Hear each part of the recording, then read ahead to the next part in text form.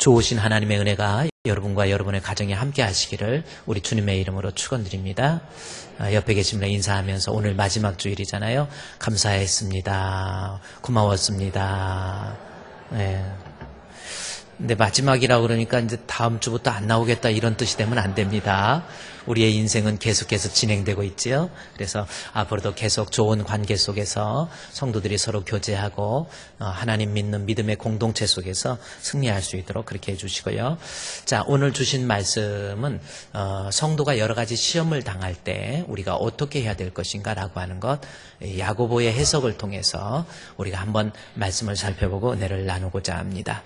원래 계속해서 이 말씀을 가지고 제가 여러분께 말씀을 드렸는데 지난주에는 크리스마스가 있었기 때문에 우리 예수님은 누구이신가라고 하는 제목을 가지고 예수님에 대해서 이사야서 9장에 나와 있는 그 말씀을 가지고 예수님이 어떤 분인가를 살펴봤고요. 이제 마지막 주 또 이어서 우리가 성도가 여러 가지 시험 당할 때 어떻게 할 것인가라고 하는 것. 오늘이 또 마지막 주일이기 때문에 원래 교회적으로 오늘 우리 성도들한테 시험을 봐야 되는 거거든요. 그래서 시험을 봐야 돼서 우리 한번 한 해 동안에 내가 하나님 앞에 점검해야 될 것이 무엇인가라고 하는 거 이렇게 점검을 하기 위해서 시험을 보려고 그랬는데 제가 이 말씀을 준비하면서 보니까 따로 시험이 없이 이거 해도 한 해가 점검이 좀 될 수 있을 것 같아요. 그래서 말씀의 제목, 사람이 여러 가지, 성도가 여러 가지 시험을 당할 때 우리가 어떻게 해야 되는가라는 거 말씀 살펴보고 은혜를 나누고자 합니다. 오늘 본문으로 선택한 이 야고보서는 야고보 사도가 기록한 겁니다. 성경에 보면 야고보라는 이름이 많이 나와요. 그 중에서 예수님의 형제 야고보가 있고요. 세베대의 아들 야고보가 또 있죠. 세베대의 아들 야고보가 있는데 이 본문은 야고보라는 이름을 볼 때 세베대의 아들 야고보가 기록한 것인가 아니면 예수님의 형제 야고보가 기록한 것인가 라고 의문을 가질 수가 있는데 세베대의 아들 야고보는 AD 44년에 순교하셨어요. 그런데 이 성경은 여러 가지 정황을 보면 AD 62년 초에 기록한 것이 바로 이 야고보서입니다. 따라서 이 성경을 기록한 사람은 예수님의 형제 야고보예요.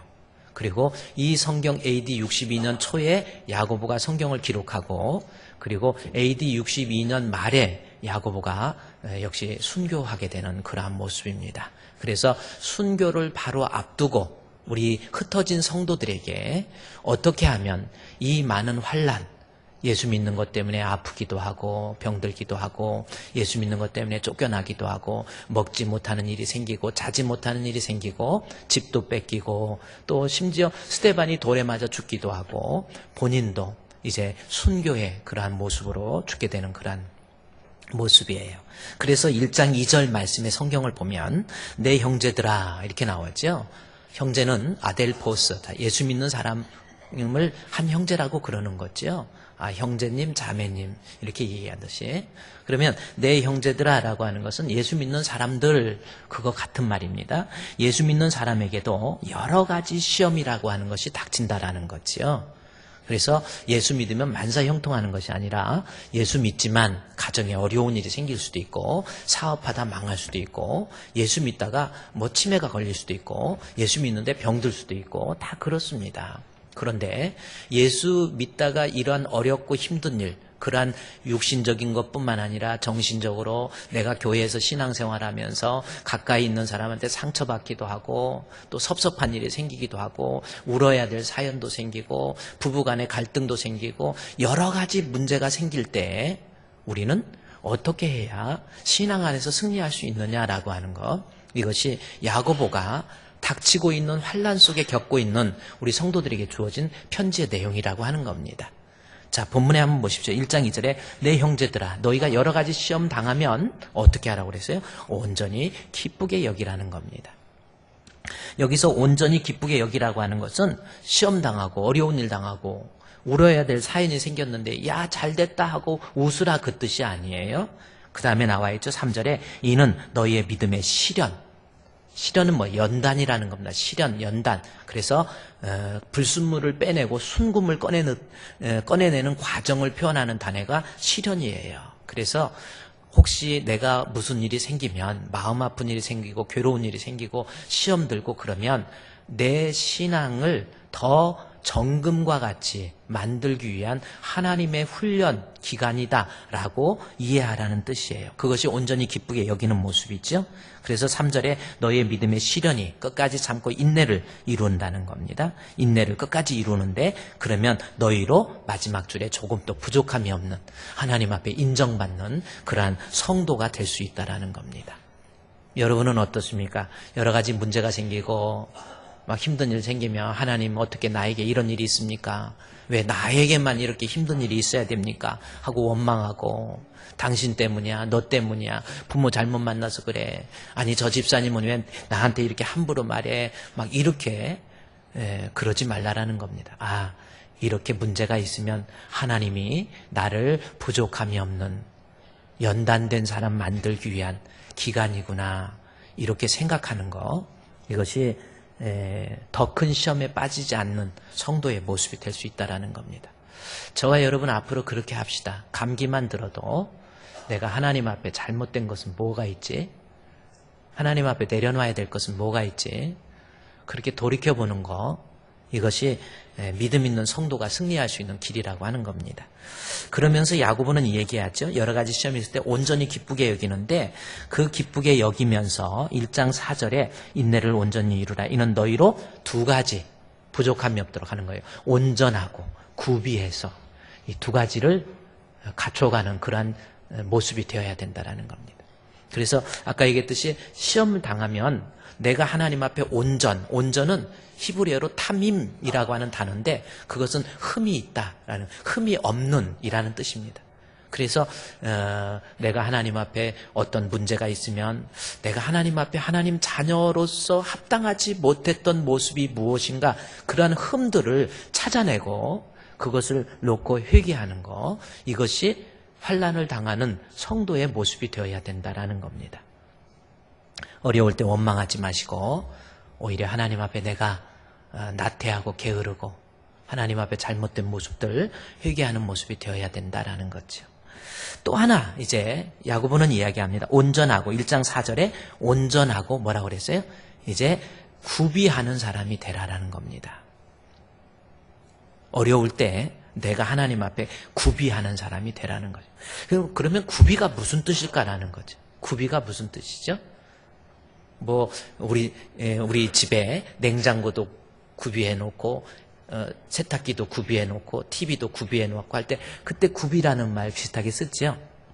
어떤 가게를 열었는데 그 가게에다가 뭣도 구비해 놓고 뭣도 구비해 놓고 갖추어 놨다라고 하는 그러한 의미 할 때 구비라고 하는 번역을 이야기를 합니다. 자, 그런데 저 구비라고 하는 것이 헬라어에 보면은 무슨 단어인가를 봐야 돼요. 이것은 헬라어의 홀로크레로이라고 하는 단어를 썼습니다.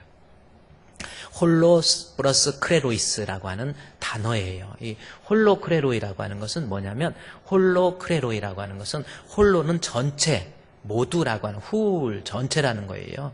여기에서 나온 것이 홀, 영어로 그렇죠.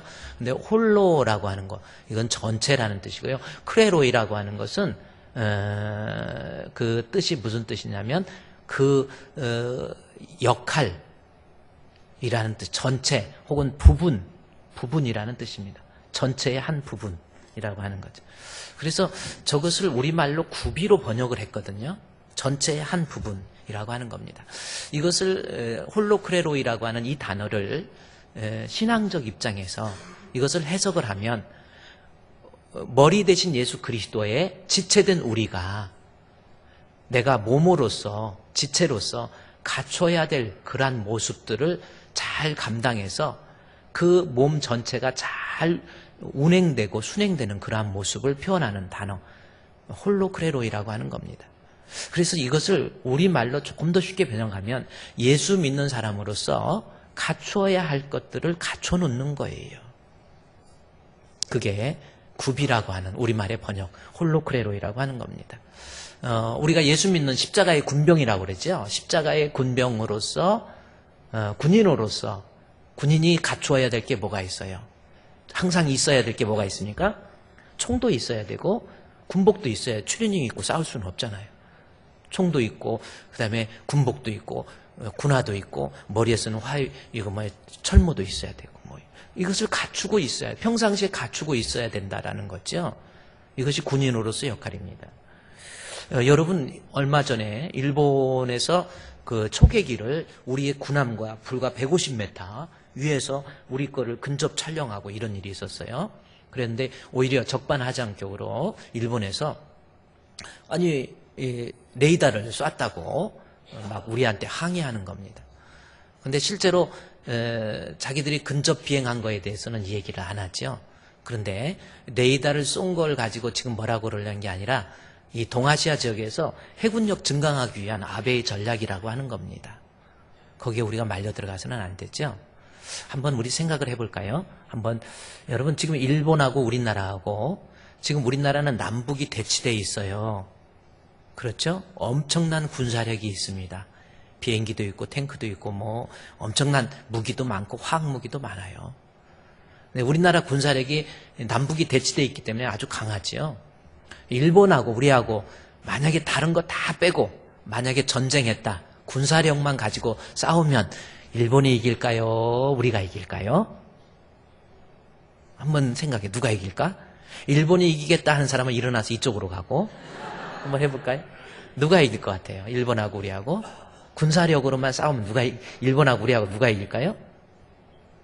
우리나라가 군사력으로는 이길 것 같다고 생각하면 큰 오산에 봉착한다라는 겁니다. 일본하고 우리하고 싸워봐야 이길 수 있는 확률이 전혀, 걔네 군사력하고 우리하고 비교가 안 돼요. 실제로 국방연구원에서 실제로 그걸 발표를 했어요. 여러분 독도, 우리 땅, 독도 우리 땅 우리가 지키자 막 그러죠.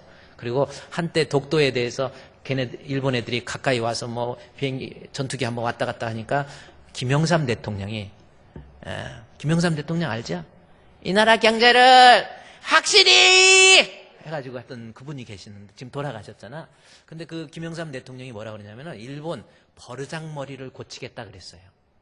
그때 일본 신문에서 뭐라고 하는지 아십니까? 독도를 말로만 지키냐? 그랬어요. 일본하고 독도에서 만약에 문제가 내서 전쟁이 났다. 우리 해군력하고 공군력으로요. 일본을 이길 수가 없어요. 일본은 이 군사력이요. 해군 그 항공모함도 있고요. 우리는 아직 항공모함도 없어요. 전쟁이 나요. F-16 전투기가 가가지고 빨리 돌아와야 돼요. 거리가. 가서 싸울 시간이 없어.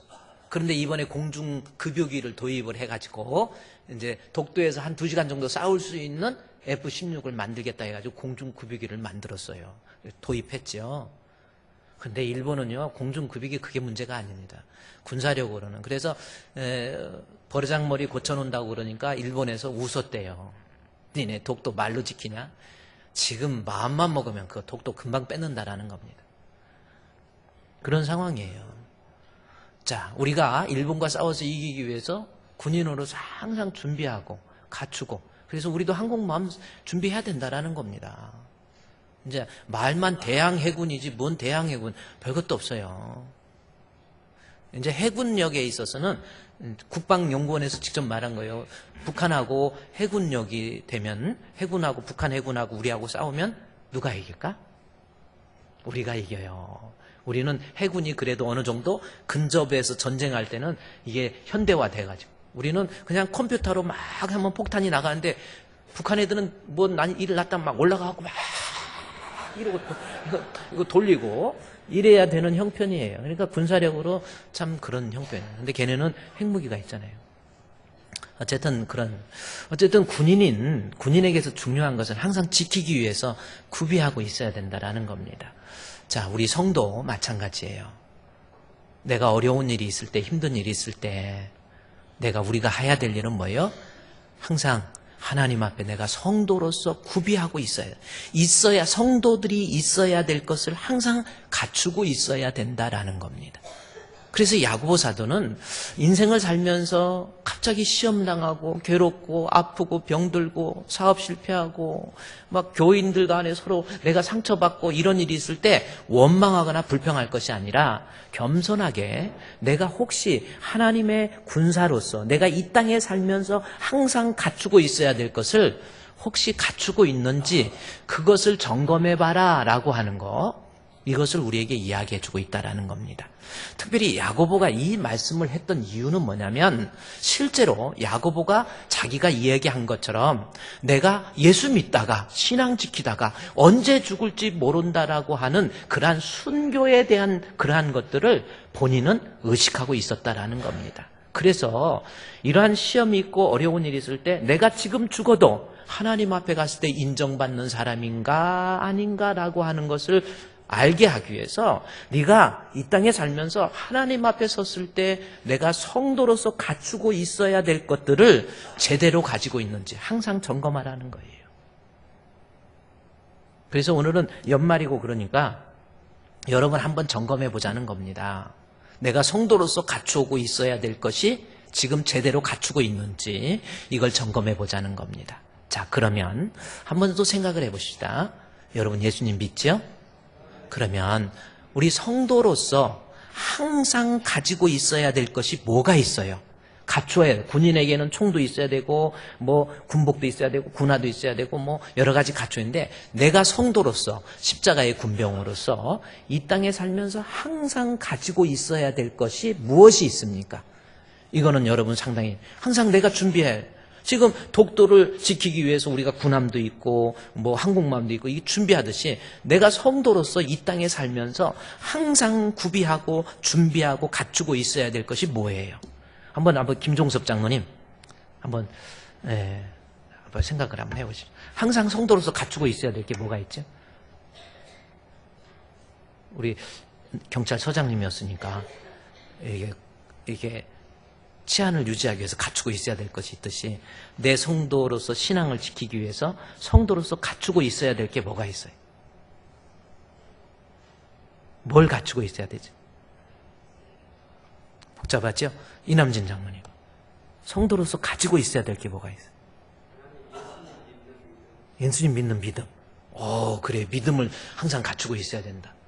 그거는 어느 정도 좋습니다. 믿음은 항상 가지고 있어야 된다. 그래. 그럼 앞에 계신 우리 조동욱 장님 항상 여기는 일부 예배 참석했었죠? 이미 비밀을 알고 안 했구나.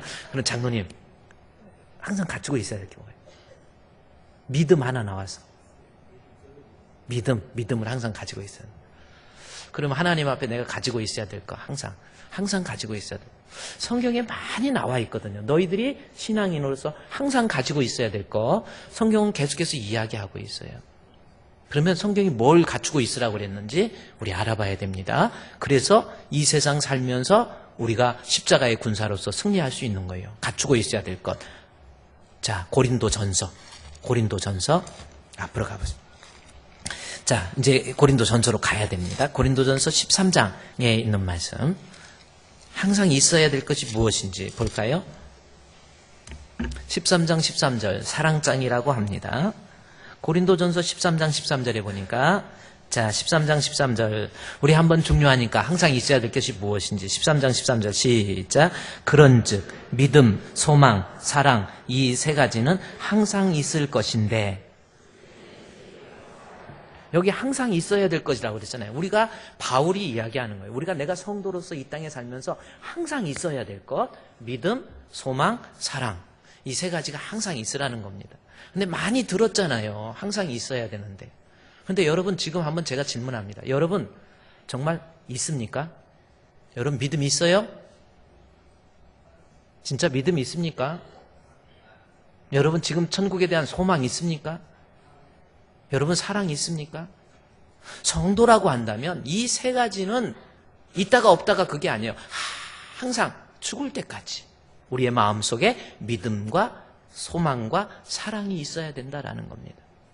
자, 그런데 본문에서 믿음, 소망, 사랑 이 세 가지는 항상 있어야 되는데 그 중에 제일이 뭐라 그랬어요? 사랑이다. 자, 그러면 이 본문을 또 이상하게 해석을 해요. 그러면 믿음보다 사랑이 더 우선이고 소망보다 사랑이 더 우선이다. 이렇게 또 해석을 할 수가 있어요. 근데 그렇지 않습니다. 그래서 이것을 그렇게 해석을 하다 보니까 자유주의 신학자들이 여기서 해방신학이 나오고 우리나라에는 민중신학이 나온 거예요. 믿음도 좋고 소망도 좋고 너 믿음 생활 잘하는 것도 좋은데 사랑이 있어야지. 이렇게 굶주리고 억압받고 이런 것이 사회적인 구조하고로 인해서 생긴 건데 너 가서 예배만 드리고 있을 거야? 길거리로 나와 해가지고 투쟁해야지. 이게 소위 말하는 민중신학입니다. 남미의 해방신학에서 나왔죠. 무슨 예배냐? 성경에서 말로만 사랑하지 말고 사랑이 제일이지 않느냐? 가서 가난하고 억눌린 자들을 위해서 그들을 위해서 같이 기관총이라도 매다라고 하는 것이 해방신학이라는 거죠. 가난한 사람 외면하는 거 그거 나쁜 거예요. 우리가 가난한 사람 구제하는 것도 좋지만은 그러나 여기에서 믿음, 소망, 사랑 이 세 가지는 항상 있을 것인데 그중에 제일이 사랑이다라고 하는 것은 사랑보다 믿음이 더 약하다 이 뜻이 아니에요. 이것은 어떤 순위적인 그러한 결정의 문제가 아니라 이 앞에서 내용을 읽어보면 시간적으로 영원토록 존재하는 것이 사랑이다라는 뜻입니다. 볼까요? 자, 13장 8절 말씀해 보면 사랑은 언제까지 뭐 하지 않나요? 사랑은 언제까지 떨어지지 않네. 뭐 그런 거 비슷하게 나 있죠? 사랑은 떨어지지 않는다. 이게 무슨 뜻이에요? 사랑이 떨어지지 않는다. 이 떨어진다라는 것이 뭡니까? 그 말 다음에 보면은 예언도 패하고 방언도 패하고 지식도 패한다. 그런데 사랑은 떨어지지 않는다. 이게 무슨 뜻이냐는 거예요. 이게 부사가 잘못 해석이 된 건데 사랑은 끝나지 않는다. 이 패한다라는 것은 끝난다, 닿는다라는 뜻입니다. 근데 사랑은 끝나지 않아요. 자, 그러면 믿음, 소망, 사랑은 끝나지 않는다는. 그러면 믿음도 끝나요. 예언도 끝나요. 방언도 끝나요.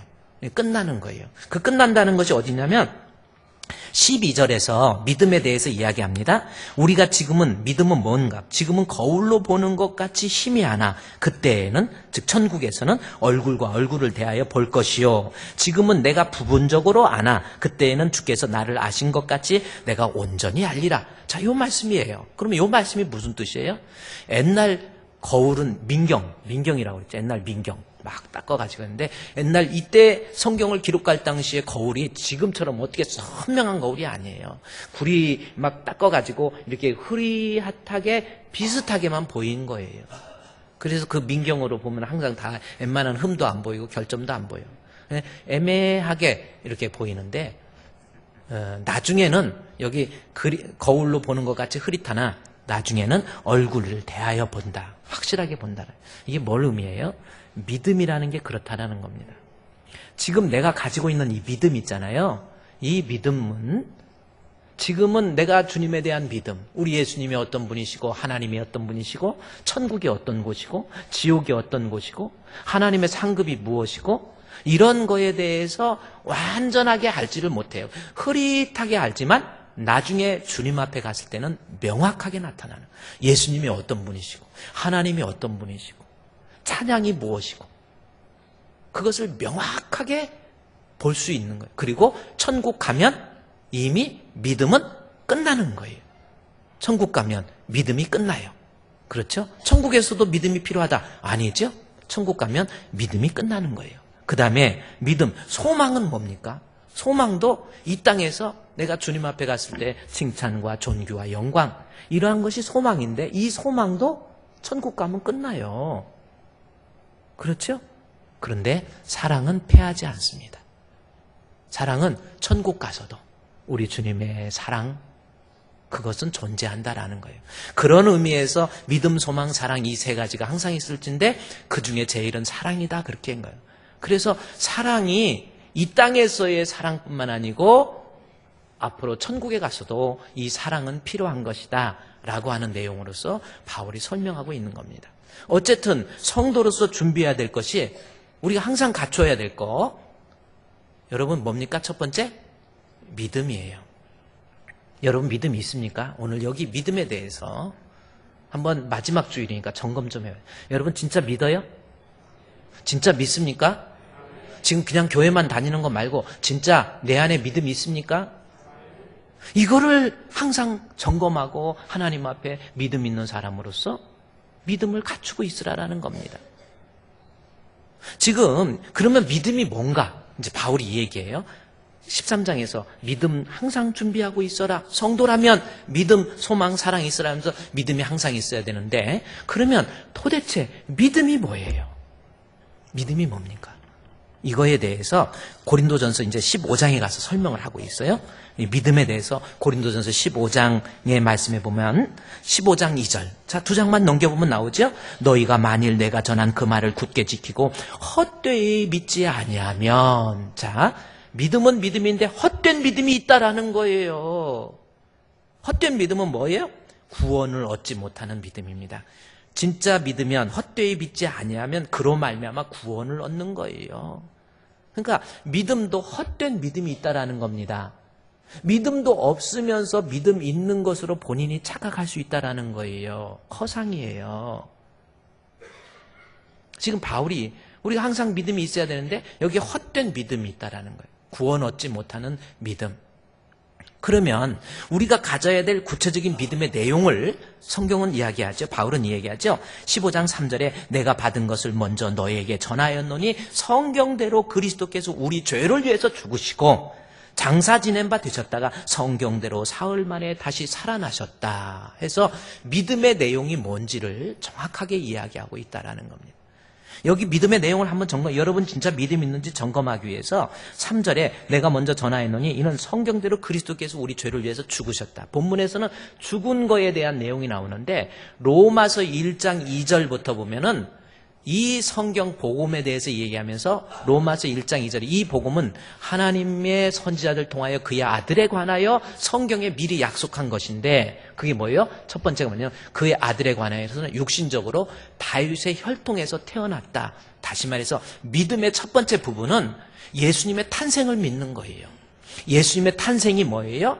다윗의 혈통, 즉 마리아의 요셉의 혈통, 즉 사람의 몸을 통해서 이 땅에 오신 그분이 예수님. 즉 예수님은 하나님이신데 마리아의 몸을 통해서 이 땅에 오셨다라는 겁니다.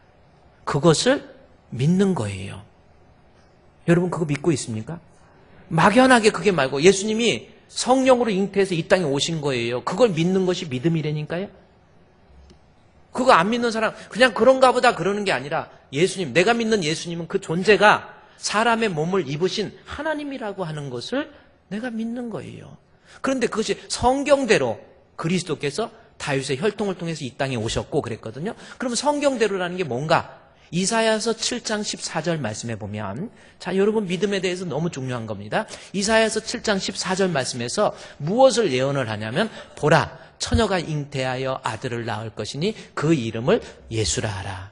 이사야서 7장 14절에서 예언을 했어요. 이 이사야서 7장 14절의 예언은 예수님께서 이 땅에 오시기 전에 700년 전에 이미 예언을 하신 거예요. 이게 700년 전에 처녀가 잉태하여 아들을 낳을 것이요 그 이름을 예수님이 이 땅에 오실 그러니까 예수님이 이미 예언을 하신 분이에요. 석가모니는 무슨 구주로 예언한 게 아니라니까요. 그냥 착하게 사니까 사람이 한번 신 한번 해보시라고 인간이 만들어낸 신이에요. 그러나 우리 예수님은 분명히 하나님께서 구속하시기 위해서 그의 구속사적 계획 속에서 하나님이 계획하시고 선지자의 입을 통해서 예언하셔서 하나님이 사람의 몸을 통해서 이 땅에 오신 거예요. 예수님의 동정녀 탄생을 믿는 것, 이것이 믿음이라는 겁니다. 두 번째 한번 보세요. 믿음이 뭔지. 15장 이제 여러분 믿음에 대해서 15장 3절에 고린도전서 15장 3절에 내가 받은 것을 먼저 너에게 전해. 이는 성경대로 그리스도께서 우리 죄를 위해서 죽으신 거예요. 그냥 의협심에 의해서 저 불쌍한 사람 구해야지 하고 물에 뛰어들어가서 사람을 건진 게 아니라 이미 하나님의 구속사적 계획 속에서 이사야서 53장 5절 말씀에 보면 우리 예수님이 이 땅에 오시는데 그 예수님은 우리의 죄를 이사야서 53장 5절 말씀에 그가 찔림은 우리의 허물 때문이요 메시아에 대해서 예언. 그가 찔림은 우리의 허물 때문이요 그가 상함은 우리의 죄악 때문이라. 그가 징계를 받음으로 우리가 평화를 누리고 그가 채찍에 맞음으로 우리가 나음을 입었도다. 예수님 오시기 700년 전에 예수님의 찔림, 예수님의 죽으심은 바로 우리의 허물 때문에, 내 죄 때문에 십자가에 못 박혀 죽을 것을 예언했었는데, 여기 15장 3절 말씀에, 고린도전서 15장 3절에 성경대로 그리스도께서 내 죄 때문에 십자가에 못 박혀 죽으신 것을 믿는 거예요. 여러분 믿으십니까? 예수님은 성경대로 하나님께서 사람의 몸을 통해서 이 땅에 오셨고, 그래서 우리가 늘 신앙 고백, 무엇을 믿느냐라고 하는 것이 신앙 고백이에요. 그 외아들 우리 주 예수 그리스도를 믿사오니 이는 성령으로 잉태하사 성령으로 이 땅에 오신 하나님이신 것을 내가 믿는 거예요. 우리 신앙 고백 수십 번, 아니 수백 번 했잖아요. 예수님은 나를 구원하기 위해서 하늘 보좌 영광 버리고 사람의 몸을 입고 이 땅에 오신 거예요. 오셔서 십자가에 못 박혀 죽으셨는데, 그 죽으심은 내가 성경대로 그리스도께 누구 죄? 내 죄 때문에 대신 십자가에 못 박혀 죽으신 거예요. 이것을 믿는 거라니까요. 여러분 믿습니까? 예수님이 나를 위해서 십자가에 대신 죽으셨어요. 그것을 믿는 것이 믿음이라니까요. 또 하나 계속해서 이 얘기하죠. 4절 말씀에 성경대로 우리를 위해서 죽으시고 4절에 장사 지낸 바 되셨다가 성경대로 사흘 만에 살아나셨다라는 예수님의 부활입니다. 예수님이 부활하셨어요. 사망 권세 깨뜨리고 예수님이 부활하신 거예요. 그 부활에 대해서 게바에게 보이시고, 베드로도요 원래 믿음이 없었어요. 그러나 부활하신 예수님을 디베라 바닷가에서 이제 생선을 구워서 베드로에게 나눠주면서 부활하신 예수님을 목격했어요. 그 다음부터 베드로가 완전히 바뀐 겁니다. 예수님의 부활에 대해서 믿지 못했어요. 그 다음에 보십시오. 그 후에 500의 형제에게 일시에 보이셨죠? 지금까지 다수는 직접 살아계심을 보여주신 거예요. 그 다음에 7절에 그 후에 야고보에게 보이셨으며, 야고보 나오죠? 야고보가 예수님의 형제라고 그랬잖아요. 야고보도 예수님 부활하시기 전에 예수님과 함께 한 집에서 형하고 동생이었어요. 제가 얘기했지만 야고보도 예수님 살아계실 때 십자가에 못 박혀 죽으시는 순간에도 예수님이 구주라고 하는 것을 믿지 않았어요. 성경에 나와합니다. 야고보가 안 믿었어요. 하긴 그도 그렇지. 같이 형제하고 같이 태어나서 먹고 자고 하다가 어느 날 갑자기 야고보 이리 와봐. 나 사실은 구세주야. 그거 누가 믿겠어요. 에이 형 무슨 말해. 농담도 참 많어. 이랬어요. 그랬는데 부활하시고 난 그 예수님의 모습을 보고 난 다음에 야고보가 완전히 변해버리는 거예요. 그래서 여기 야고보에게 보여주셨어요. 믿음이 없는 야고보에게 부활하신 예수님의 모습을 보여주니까 야고보가 나중에 고백합니다. 형님 그렇게 고백을 안 해요. 야고보서 1장에서 나의 주, 나의 예수, 나의 주, 나의 그리스도, 예수 그리스도의 종 야고보는 이제는 호칭이 달라요. 예수님을 큐리오스 주로 고백하고 있잖아요. 믿음이라는 게 뭐냐면 여러분, 우리가 헛되이 믿는 믿음 말고 진짜 구원을 얻는 믿음은 예수님이 하나님께서 사람의 몸을 통해서 이 땅에 오셨고, 이 땅에 오셨을 뿐만 아니라 내 죄를 사하시기 위해서 십자가에 못 박혀 죽으셨으며, 죽으셨을 뿐만 아니라 사망 권세 깨뜨리고 부활하셔서 지금도 하나님의 보좌 우편에 계시고 지금도 영을 통해서 내 안에 계신다라고 하는 것을 믿는 것이 믿음이에요. 자, 이게 믿음입니다. 여러분 믿음 있습니까? 한번 생각해 보세요. 진짜 믿어요, 예수? 자, 문제는 여기 다음부터 이제 생기는 거예요. 자, 이것이 이제 믿음의 내용을 이제 어느 정도 알았잖아요. 우리가 좀 점검해 보면서 아직도 내가 교회만 다니지 예수님이 하나님이신 거 아직도 믿지 못하고, 사도신경 고백은요 얼마나 잘하는지 몰라. 그것도 근데 하도 습관적으로 외워가지고 중간부터 시키면 못해요. 전능하사 천지를 만든 거기서부터 해야 하는 거예요. 그 외아들 하면 앞에부터 할게 다시 그런 나오요. 그 외아들 우리 주 예수 그리스도를 믿사오니 이는 성령으로 잉태하사, 그렇죠? 우리 주 예수 그리스도를 믿사오니 이는 성령으로 잉태하사 동정녀 마리아에게 나시고, 그 다음에 본디오 빌라에게 고난, 예수님의 죽으심 고난을 받아 십자가에 못 박혀 죽으시고 장사한 지 사흘 만에 부활하신 거, 이게 구원 얻는 믿음의 핵심이에요. 교회는 다니지만 믿음 없는 사람이 얼마나 많습니까? 몰라서도 못 믿고 또 믿음도 없으면서 믿음 있는 것으로 본인이 착각을 한다니까요. 그것이 뭐예요? 바로 고린도 교회에 일어났던 현상이에요. 고린도 교회. 여러분, 고린도가 어떤 지역입니까? 항구 지역이에요. 항구. 고린도 항에서 엄청난 외국의 문명, 문화 다 들어오고 돈도 많고, 고린도 교회는요 돈도 많고 교회도 너무 잘 지어놓고 대단해요. 그러다 보니까 교인들이 막 아름다운 교회 지어놓고 모여서 뭡니까? 그뿐이에요.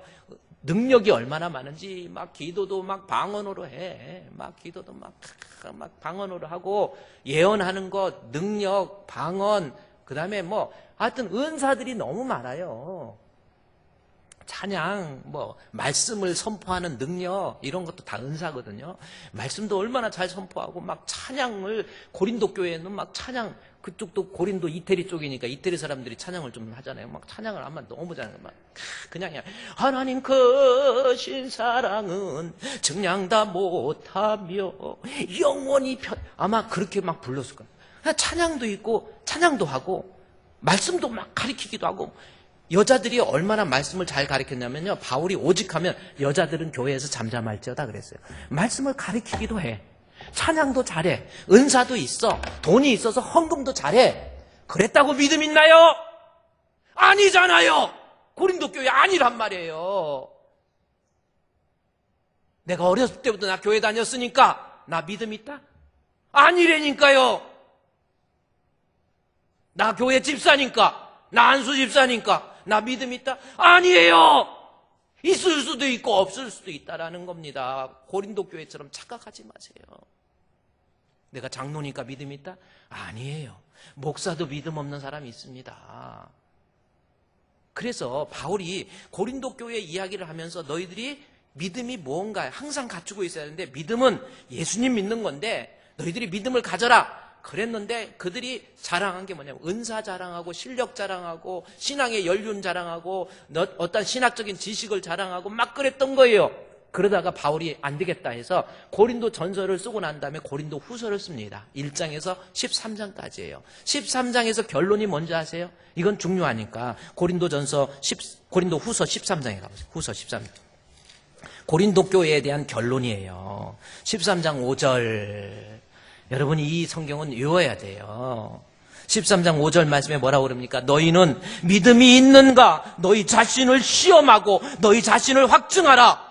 이거예요. 믿음이 있는지 없는지 시험해보라는 거예요.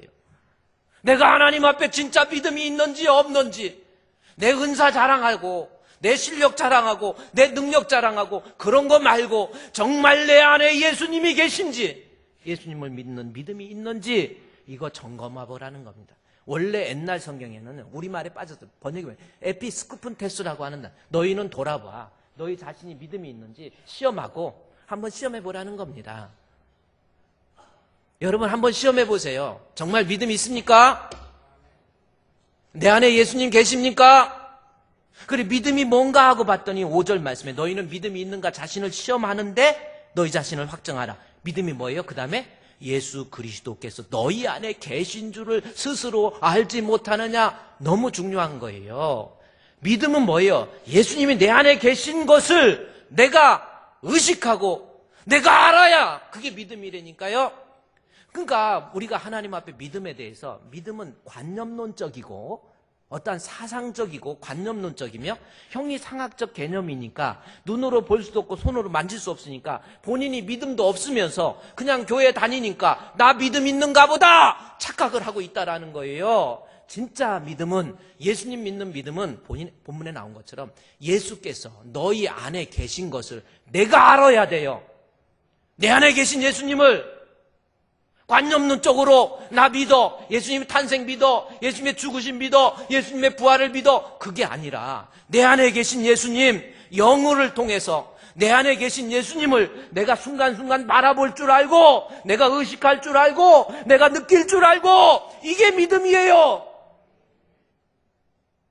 그러니 머리로만 알고 이러니까 고린도 교회처럼 예수 믿는다고 하면서 싸울 건 다 싸워요. 얼마나 싸우는지 여기 볼까요? 거기 12장 20절에 나와 있어요. 이 사람들 보세요. 예수님이 그 안에 안 계시니까 보세요. 내가 갈 때 너희가 원하는 것과 보지 못하고 또 내가 너희에게 원하는 것과 같이 보일까 두려워하는데 또 다툼이 있었죠. 예수 믿는다고 그러면서 싸우고 다툽니다. 뭔 신앙이 그거래요? 진짜 예수님이 내 안에 있으면 내가 용서하고 이해하고 덮어줄 수 있는 우리 예수님의 너그러운 마음이 우리 안에 계신 거예요. 보세요. 교회는 열심히 다녔죠.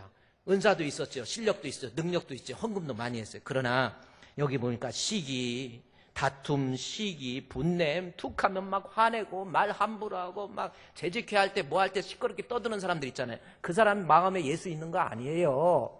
예수님 있으면 그러질 않는다니까요. 내 안에 계신 예수님을 내가 순간순간 바라보면 어떻게 범죄할 수 있겠어요? 아니잖아요.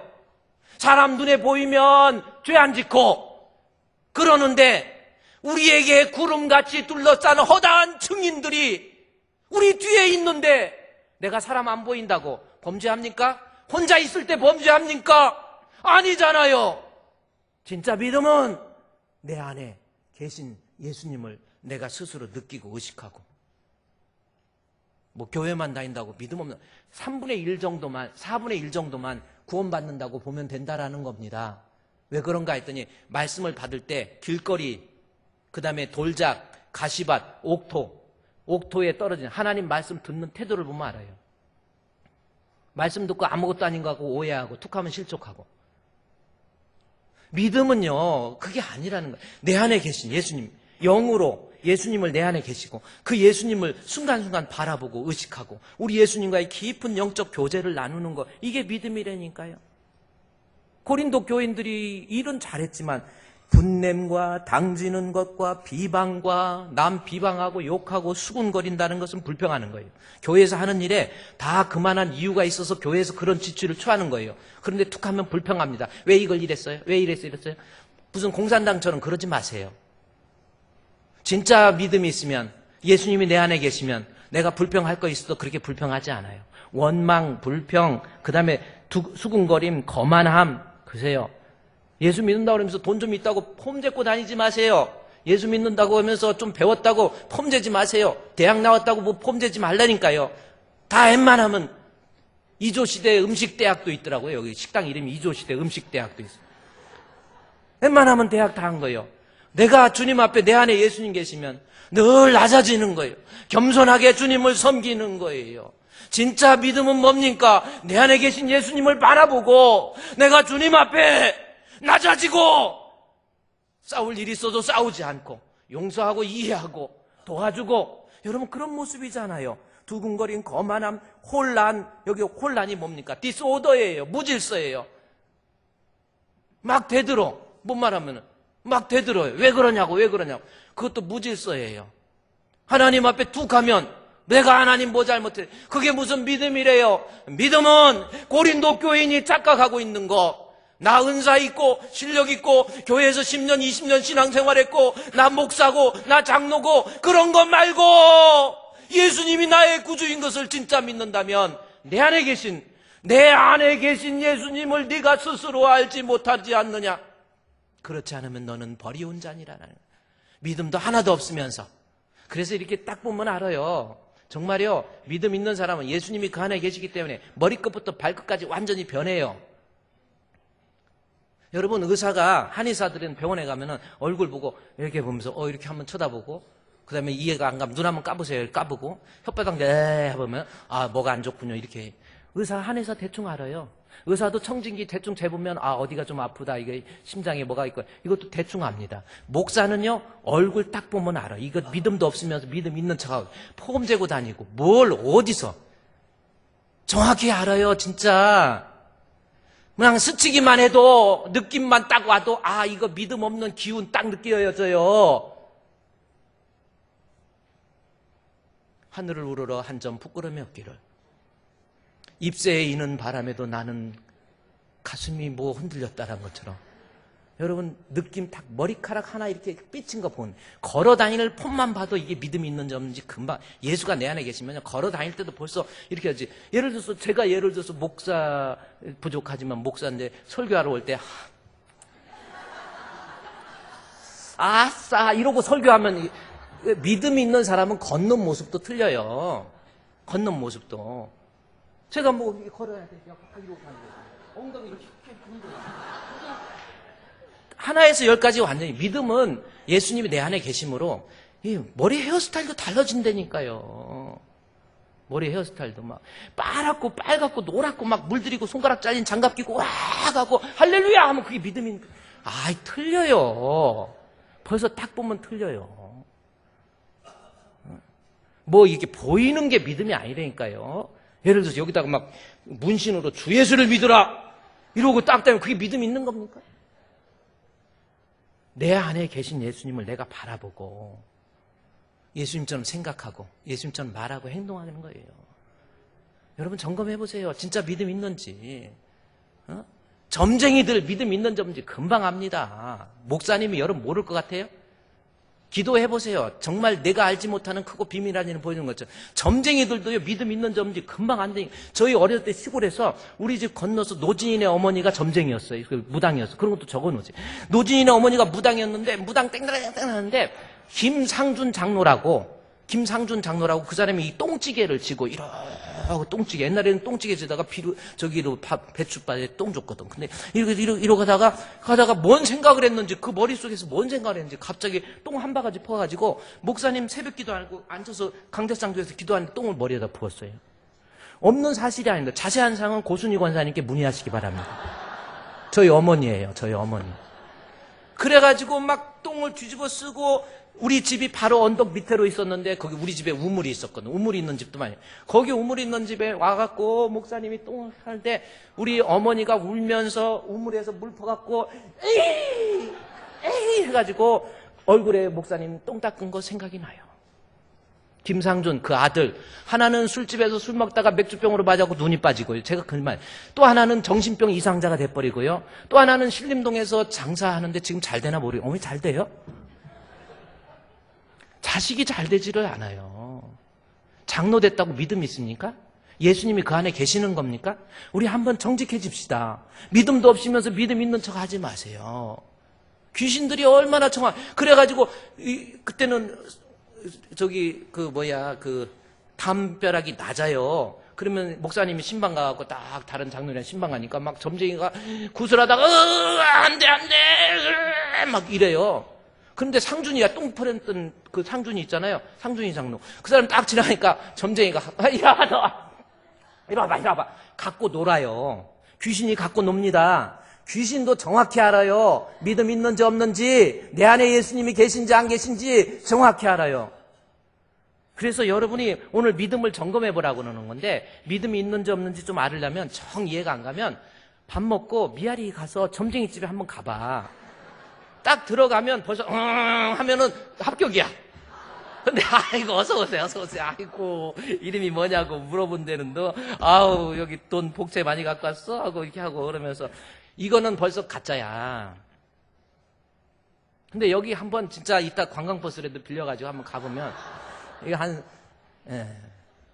오늘은 여기에 여러분 너무 중요한 겁니다. 우리가 이 땅에 살면서 구비해야 될 것 첫째가 믿음이에요. 항상 있어야 돼. 할렐루야!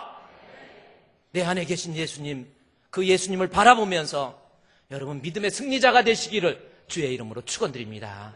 우리 하나님 앞에 기도합시다. 하나님 감사합니다. 오늘도 마지막 주 내 신앙의 점검, 내 자신이 정말 하나님이 인정하는 믿음이 있는지 돌릴 수 있도록 허락해 주신 것 감사합니다. 하나님 교회만 다니는 것이 아니라 습관적으로 신앙생활하는 것이 아니라 내 안에 예수님 모시고 그분 바라보면서 천국의 소망 가운데 거할 수 있도록 도와주시옵소서. 예수님의 이름으로 기도드리옵나이다. 아멘.